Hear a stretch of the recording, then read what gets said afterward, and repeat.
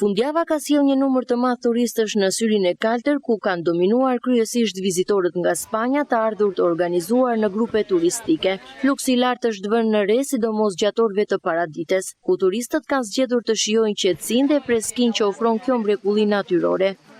Është e mahnitshme, mendoj, është shumë e bukur, uji është i pastër blu. Ajo që ndodh është se tashmë kanë filluar të vinë njerëzit, por ne kemi ardhur herët dhe kemi pasur fatin të shohim gjithçka bosh. Sinqerisht më ka surprizuar uji kaq i kthjellët dhe i freskët.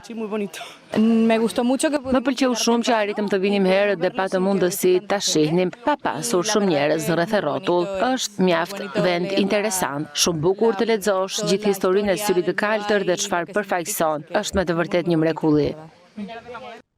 Vizitorët janë shprehur të impresionuar nga bukuria e rrallë e Syrit të Kaltër, uji kristal dhe natyra e paprekur që e rrethon këtë zonë. Shumë prej tyre e cilësojnë këtë destinacion si një nga më të veçantët që kanë vizituar, duke vlerësuar edhe përvojën e qetë dhe relaksuese që ofron. Na ka pëlqyer shumë dhe mirësia e njerëzve. Kemi ardhur në grup dhe mendoj se të gjithë kemi të njëjtat përshtypje.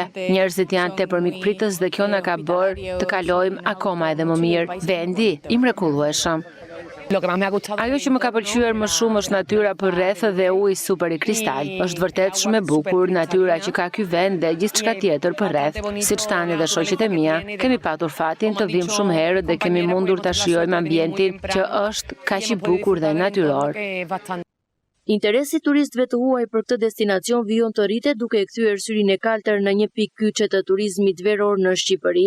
Ky fluks pritet të ndikojë pozitivisht edhe në ekonominë lokale dhe promovimin e mëtejshëm të vendit.